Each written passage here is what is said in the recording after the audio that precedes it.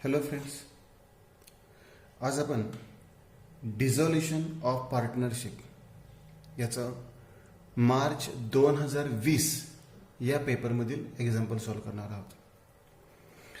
आता या पेपरमध्ये आपल्याला कॅपिटल अकाउंट दिलेलं आहे, करंट अकाउंट पण दिलेलं आहे आणि उदाहरणामध्ये लेजर अकाउंट न विचारता जर्नल एंट्रीज विचारलेल्या आहेत. आता बऱ्याच वेळा जेव्हा कॅपिटल आणि करंट अकाउंट दिलेला असतो तेव्हा नॉर्मली लेजर विचारतात, परंतु या एक्झाम्पलमध्ये या पेपरमध्ये आपल्याला जर्नल एंट्रीज विचारलेल्या आहेत. पाहूयात आता एक्झाम्पल काय आधी. Adesh and Sandesh were partner sharing profits and losses in the ratio of 3:2. Ratio दिलाय 3:2. पुढे सांगितलेलं आहे बॅलन्स शीट. बॅलन्स शीटला आपल्याला लायबिलिटी साईडला कॅपिटल अकाउंट दिलेलं आहे, त्याच्यानंतर करंट अकाउंट दिलेलं आहे, क्रेडिटर्स दिलेत आणि बिल्स पेएबल दिलेत. ॲसेट साईडला cash at bank, stock in trade, debtors, bills receivable आणि फर्निचर दिलं. खाली ॲडजस्टमेंट दिलेत. पहिले ॲसेट रिअलायचे दिले, नंतर आदेश ॲग्री टू डिस्चार्ज म्हणजे पेड, बिल्स पेएबल सांगितलेत, creditors paid at 5% discount, realisation expenses. मग थोडक्यात काय, या एक्झाम्पलमध्ये आपल्याला कोणतीही हिडन ॲडजस्टमेंट नाही आहे, म्हणजे स्वतःहून आपल्याला कोणती एक्स्ट्रा एंट्री करायची गरज पडणार नाही आहे. जेवढे ॲडजस्टमेंट सांगितले आहेत तेवढ्याच एंट्रीज आपल्याला करायचे आहेत. पाहूयात तर. परंतु पण इथे जर्नल अकाउंटच ठेवलेलं आहे, पण आपल्याला वर्किंग नोटमध्ये रफ लेजर अकाउंट सुद्धा करावे लागणार आहेत, कारण की त्याशिवाय आपल्याला शेवटच्या क्लोजिंगच्या एंट्रीज आहेत या समजणार नाहीत. मग तुम्ही सुद्धा रफ आखून घ्या अकाउंट्स, आणि रफ आखायचं, ह्याला काही जास्त आखायला वेळ घालवायचा नाही. अगदी शॉर्टकटमध्ये तुम्ही नावं लिहिलं तरी चालतील. मी तुम्हाला समजण्यासाठी इथे डिटेल्स नावं लिहिलेले आहेत.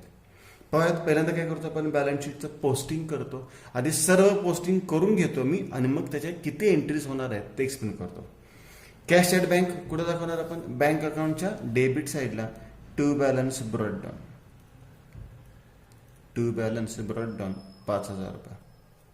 Stock, debtors, bills receivable, furniture सर्व ॲसेट्स आहेत. ॲसेट्स कुठे दाखवतो, रिअलायझेशन अकाउंटच्या डेबिटला टू स्टॉक, तुम्ही शॉर्टकटमध्ये लिहिलं तरी चालेल, 21,000, to debtors 12,000 12,000, to bills receivable 4,000 4,000 आणि टू फर्निचर 15,000 15,000. ॲसेटचं पोस्टिंग केलेलं आहे. लायबिलिटीचं पोस्टिंग करूयात. कॅपिटल अकाउंट वेगळा आणि करंट अकाउंट वेगळा काढावं लागणार आहे. आपण कॅपिटल अकाउंट स्वतंत्र काढलंय, करंट अकाउंट स्वतंत्र काढलंय. आधी करंट अकाउंट काढा, मग कॅपिटल अकाउंट काढा. कॅपिटल अकाउंटला कमी जागा लागेल, करंट अकाउंटला सगळ्या ॲडजस्ट होतील, म्हणाला जास्त जागा लागेल. कॅपिटल अकाउंटच्या क्रेडिट साईडला बाय बॅलन्स ब्रॉड डाऊन 20,000 आणि 14,000, 20,000 आणि 14,000. दोन पार्टनर्स आहेत. करंट अकाउंटच्या क्रेडिटला बाय बॅलन्स ब्रॉड डाऊन 3,000 आणि 2,000, 3,000 आणि 2,000.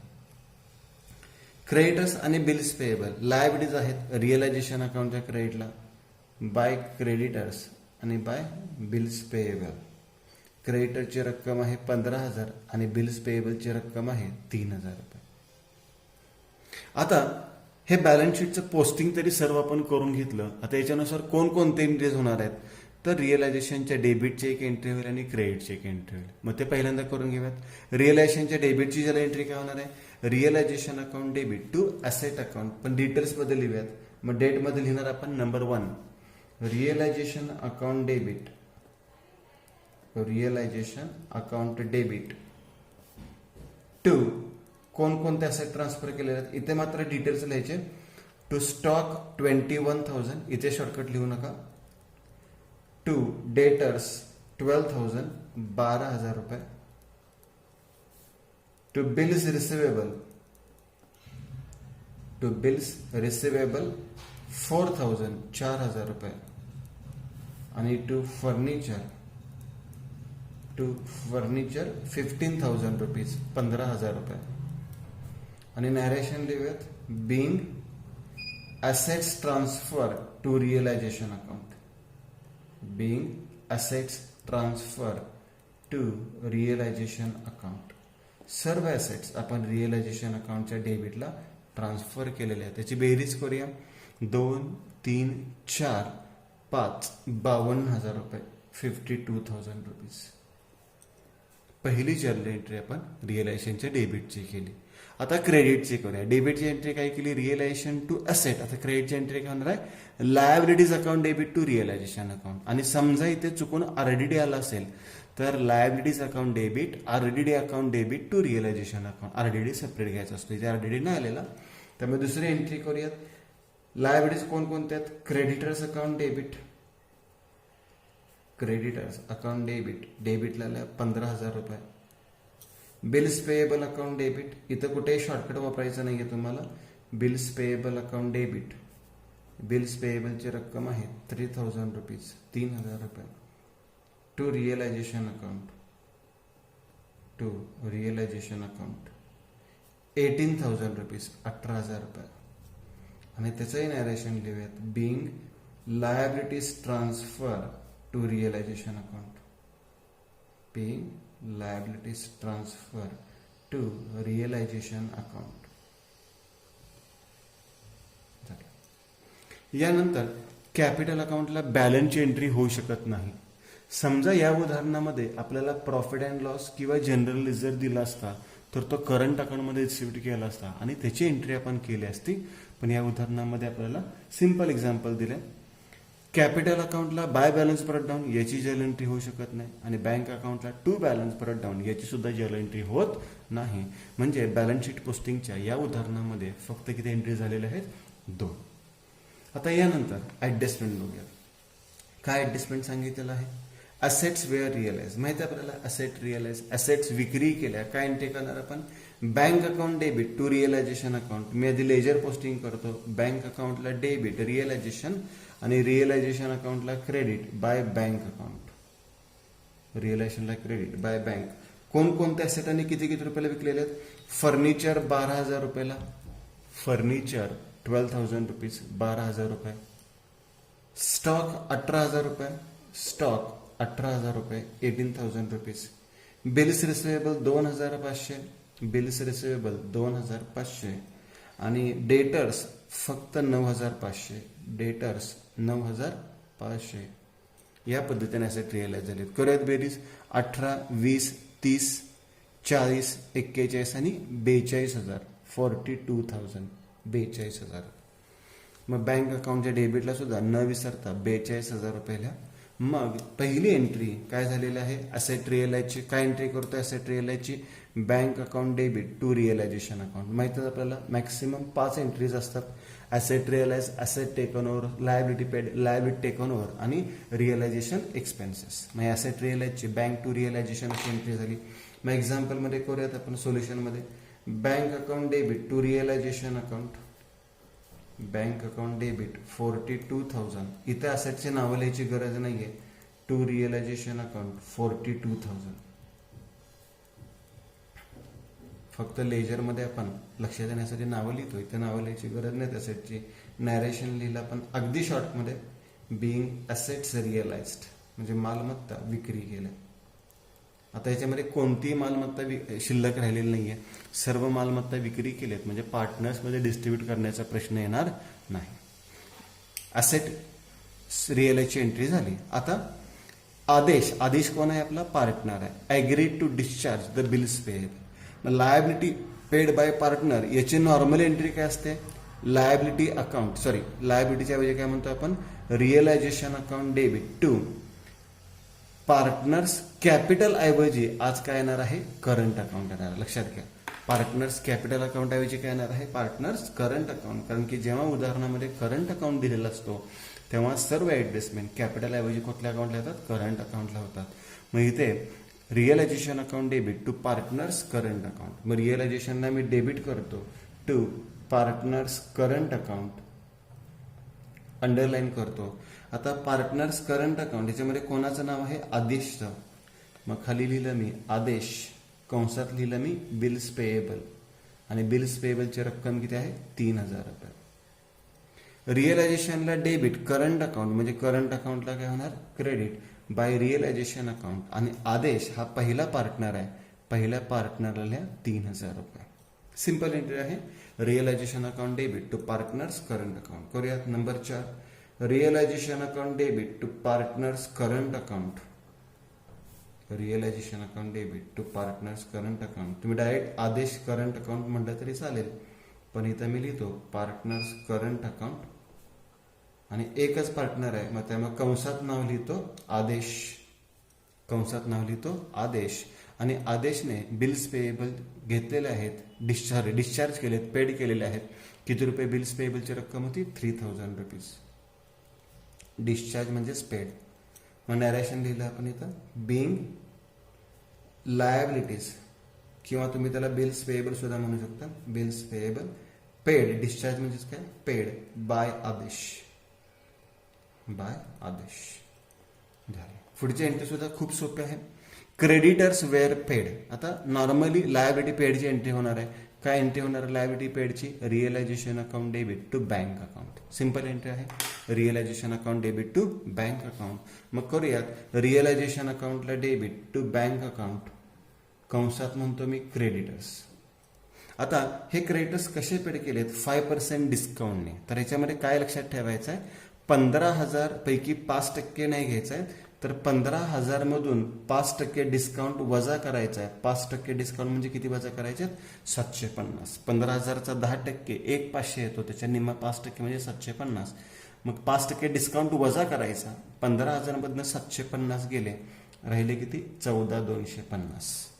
बरोबर. एंट्री काय झाली? रिअलायझेशन अकाउंटला डेबिट बँक, म्हणजे बँक अकाउंटला काय होणार आहे? Credit by realisation, by realisation 14,250 रुपये पेड केले. मग करूयात आता जनरल एंट्री ह्याची. Realisation account debit to bank account. Entry लिहिली मी realisation account debit to bank account 14,250. 15,000 होते, परंतु 5% डिस्काउंट सांगितलाय. 14,250 realisation account debit to bank account. मग नॅरेशन लिहिल्याचं being creditors paid, creditors paid at 5% discount, at 5% discount. क्रेडिटरचे रक्कम 5% डिस्काउंटने पेड केली. आणि शेवटची एंट्री आहे रिअलायझेशन एक्सपेन्सेस. लायबिलिटी पेडची एंट्री आणि रिअलायझेशन एक्सपेन्सेस पेडची एंट्री सेमच असते. काय एंट्री होणार आहे? Realisation account debit to bank account. किती रुपये एक्सपेन्सेस आहेत? 3,000. मग त्याचा आधी लेजर पोस्टिंग करूयात. रिअलायझेशन अकाउंटच्या डेबिटला टू बँक अकाउंट किती रुपये एक्सपेन्सेस आहेत? 3,000 रुपये. रिअलायझेशनला डेबिट बँक, म्हणजे बँकला काय होणार? Credit by realisation account, by realisation account 3,000 rupees, 3,000 रुपये. आता याचे लेजर पोस्टिंग करूयात. हवं तर कंसात लिहून ठेवतो मी एक्सपेन्सेस पेड. मग करूया त्याचं पोस्टिंग. सॉरी, जनरल एंट्री करूयात. काय एंट्री झालेली आहे पुन्हा एकदा? Realisation account debit to bank account 3,000 rupees. Realisation account debit to bank account 3,000 rupees, 3,000 रुपये. आणि त्याचं नॅरेशन आहे बिंग रिअलायझेशन एक्सपेन्सेस पेड. त्याचं नॅरेशन आहे being realisation expenses paid, being realisation expenses paid. ही जर्नल एंट्री आपली पुढची झालेली आहे, बिंग रिअलायझेशन एक्सपेन्सेस पेड. झालं. एक्झाम्पल इथं आपलं संपलेलं आहे. यामध्ये एकही हिडन ऍडजस्टमेंट नाहीये. थोडक्यात काय की सर्व ऍसेट रिअलाइज झालेत, म्हणजे लायबिलिटी पार्टनर सर्व ऍसेट रिअलाइज झालेत, म्हणजे ऍसेट पार्टनर्समध्ये डिस्ट्रीब्यूट करण्याची गरज नाही. सर्व लायबिलिटी आपण पेड केलेत. एक पार्टनरने पेड केली ना, आपण स्वतः पेड केलेली आहे. म्हणजे लायबिलिटी पेडची एंट्री सुद्धा तुम्हाला जी एक्स्ट्रा करावी लागते ती सुद्धा करायची गरज नाहीये. म्हणजे इथे एक्झाम्पल आपलं संपलेलं आहे. आता या लेजरचा आपल्याला उपयोग काय झालेला आहे, तर याच्या पुढच्या एंट्रीज, या एंट्रीज आहेत त्या आपण एक्झाम्पलवरून केल्या, पण याच्या पुढच्या ज्या महत्वाच्या एंट्रीज आहेत या आपल्याला या लेजरवरून कळणार आहेत. मग अकाउंट्स मी क्लोज करतो. बघूयात पहिला अकाउंट कोणता क्लोज करतो आपण? रिअलायझेशन. त्याचा फरक करंट अकाउंटला पाठवायचा. करंट अकाउंटचा फरक कॅपिटलला पाठवायचा. हे पॉईंट व्यवस्थित लक्षात घ्या. आणि कॅपिटलचा फरक बँकला पाठवायचा आणि बँक अकाउंट टॅली झाला पाहिजे. मग क्लोज करूयात आता अकाउंट्स. बघूयात कोणती बेरीज जास्त आहे. इकडची बेरीज करतो मी 40, 42, 45, 50, 60. ही बेरीज 60,000 रुपये. इकडची करतो 20, 30, 40, 50, 50, 60, 60, 70, 72,250. म्हणजे डेबिटची जास्त आहे 72,250 रुपये. मी दोन्ही बाजूला लिहिली 72,250. ₹1250 दोन्ही बाजू लिहिली. ₹60,000 वजा केले, फरक क्रेडिट साईडला आला 12,250. हा फरक आता आपण त्याला बाय लॉस ट्रान्सफर म्हणतो किंवा डायरेक्ट मी काय म्हणतोय बाय पार्टनर्स करंट अकाउंट. लक्षात घ्या, कॅपिटल अकाउंट म्हणायचं नाही, कारण की कॅपिटलच्या सगळ्या ऍडजस्टमेंट आपण करंट अकाउंटला करतो. मग याच्यामध्ये पार्टनर्स कोण आहेत? आदेश आणि संदेश. आदेश आणि संदेश. डिस्ट्रीब्युशन करायचं आता 12,250 गुणिले त्यांचा रेशो किती आहे बघा, रेशो किती आहे? 3:2 म्हणजे गुणिले 3/5 रक्कम आली 7,350 आणि 12,250 गुणिले 2/5 म्हणजे त्याची रक्कम किती आलेली आहे? ₹4,900. या पद्धतीने आपण डिस्ट्रीब्युशन केलं. रिअलायझेशनला क्रेडिट करंट म्हणजे करंट अकाउंटला काय होणार आहे? डेबिट टू रिअलायझेशन अकाउंट कंसात लॉस म्हणलं मी 7,350 आणि ₹4,900. ह्या एंट्रीसाठी आपण हे लेजर अकाउंट्स केलेले होते. मग बघूया आता याची एंट्री काय झाली लॉसची चेक करा. ज्या विद्यार्थ्यांनी एंट्री पटकन लक्षात येत नाही त्यांनी काय लक्षात ठेवायचं? ज्या अकाउंटला डेबिट केलंय पहिल्यांदा त्याचा विचार करा. रिअलायझेशनला काय झालंय? क्रेडिट, पण करंट अकाउंटला काय झालंय? डेबिट. म्हणजे एंट्री काय होणार? Partners current account debit to realisation account. मग याची एंट्री करूयात आता. याची पुढची एंट्री होणार आहे. मागे एंट्रीज किती झाल्यात आपल्या? 6 एंट्रीज झालेल्या आहेत. आता 7वी entry partners current account debit.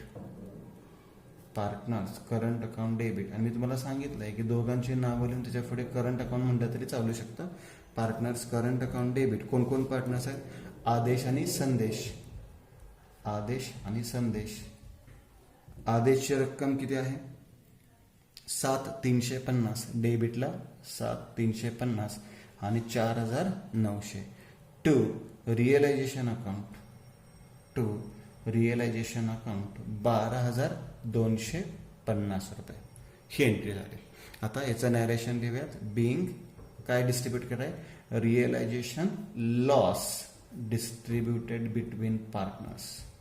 Realisation loss distributed between partners. भागीदारांमध्ये जो लॉस झालेला आहे हा लॉस डिस्ट्रीब्यूट केला. आता यानंतर काय करावं लागेल आपल्याला? करंट अकाउंट क्लोज करावं लागेल. लक्षात घ्या, यानंतर करंट अकाउंट क्लोज करायचा आहे आणि याचा फरक कॅपिटल अकाउंटला पाठवायचा आहे. सिंपल आहे. आता बेरीज कोणतीही जास्त असू शकते. आता या एक्झाम्पलमध्ये डेबिटचे बेरजा जास्त आहेत बघा. 7,350 आणि 4,900. 7,350 आणि 4,900. फरक क्रेडिट साईडला आलेला आहे 1,350 आणि 2,900. कोणत्याही बाजूला फरक येऊ देत हा आपल्याला कॅपिटल अकाउंटला पाठवायचा आहे. कुठे पाठवायचा आहे? Capital account. स्टार केलं मी, अंडरलाईन केलं. आता करंट अकाउंटला डेबिट कॅपिटल म्हणजे कॅपिटल अकाउंटला काय होणार आहे? सॉरी, करंट अकाउंटला क्रेडिट कॅपिटल म्हणजे कॅपिटल अकाउंटला काय होणार आहे? Debit to current account. To current account 1,350 आणि 2,900. परत एकदा रिपीट करतो. करंट अकाउंटला क्रेडिट कॅपिटल म्हणजे कॅपिटल अकाउंटला डेबिट काय? To current account. याची जनन सुद्धा एंट्री सुद्धा तेवढीच महत्वाची आहे. सांगता येईल का याची एंट्री काय होणार? मग सांगितलं ज्या अकाउंटला डेबिट झाले ते पहिल्यांदा लिहायचं. कोणत्या अकाउंटला डेबिट झाले? कॅपिटल अकाउंटला. म्हणजे एंट्री होणार आहे partners capital account debit. Partners capital account debit. दोघांची नावं लिहिली तरी चालते डायरेक्ट तुम्ही. मी नावं नाही लिहिता, पार्टनर्स कॅपिटल अकाउंट म्हणतोय. पहिला कोण आहे? आदेश आणि दुसरा कोण आहे? संदेश. किती रुपये आहे? 1,350 आणि 2,900. पार्टनर्स कॅपिटल अकाउंटला debit to partners current account. To partners current account. Underline.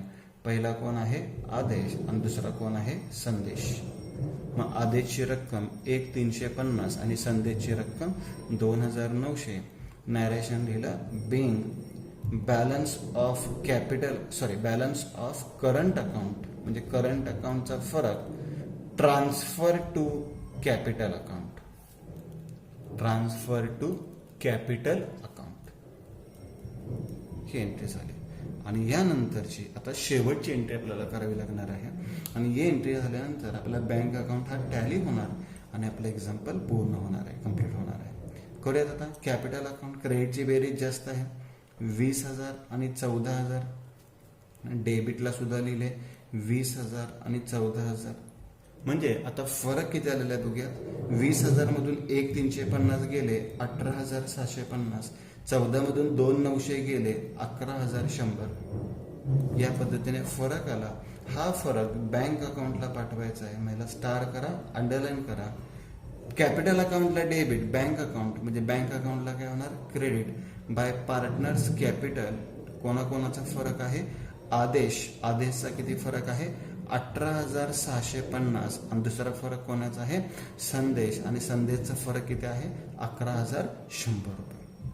आधी ही एंट्री करूयात, मग बँक अकाउंट क्लोज करूयात, कारण की एंट्रीज महत्वाच्या आहेत. उदाहरणामध्ये जर्नल एंट्रीज आहेत आणि यालाच मार्क्स आहेत, लेजर पोस्टिंगला मार्क्स नाहीये. हे रफ केलेलं आहे आपण, आणि हे ह्याच्यापेक्षा तुम्ही शॉर्टकट वापरू शकता. फक्त इथे तुम्हाला समजण्यासाठी मी डिटेल्समध्ये लिहिलेलं आहे. मग एंट्री करूयात. सांगितले मग अशी कोणत्या अकाउंटला डेबिट झाले कॅपिटलला, ते पहिल्यांदा उल्लेख करूयात. Partners capital account debit, partners capital account debit, underline. आता याच्यामध्ये कोण कोण पार्टनर्स आहेत आदेश आणि दुसरा कोण आहे संदेश. आदेश आणि संदेश. आदेशची रक्कम किती आहे 18,650. संदेशची रक्कम किती आहे 11,100. सॉरी ते मी खोडतो, ओव्हर रायटिंग करायला नको. 11,100 to bank account, to bank account. या दोन्हीची बेरीज करूयात. 29,29,750. याचं नॅरेशन लिहूयात. बिंग. आता balance of capital account transfer to bank account म्हणू शकता, अकाउंट सेटल म्हणू शकता, बरेच amount paid to partners capital म्हणू शकता. किंवा इथे मी लिहितो being balance of capital account settle. Settle म्हणजे पेड करणे, देणे, सेटल, असं मी नॅरेशन लिहिलेलं आहे.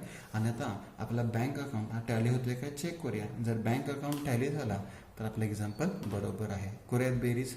750 250 म्हणजे 1,000. चला 1 4 आणि 1 5 आणि 3 8 आणि 16 आणि 17. चला 1 3 आणि 4. आणि इकडची बेरीज सुद्धा किती आली 47,000. म्हणजे आपलं हे लेजर पोस्टिंग सर्व बरोबर आहे. आणि ज्या आपल्याला महत्त्वाचे जर्नल एंट्रीज विचारलेले आहेत या एंट्रीज सुद्धा बरोबर आहेत. आणि यानंतर या सर्वांची आपल्याला बेरीज करायची असते. सर्व जे जर्नल एंट्रीज आहेत त्याची बेरीज आपल्याला सर्वात शेवटी करायची असते आणि त्याला म्हणतो आपण टोटल रुपीज. तर या पद्धतीने आपण जर्नल एंट्रीचं एक्झाम्पल सॉल्व्ह केलेलं आहे.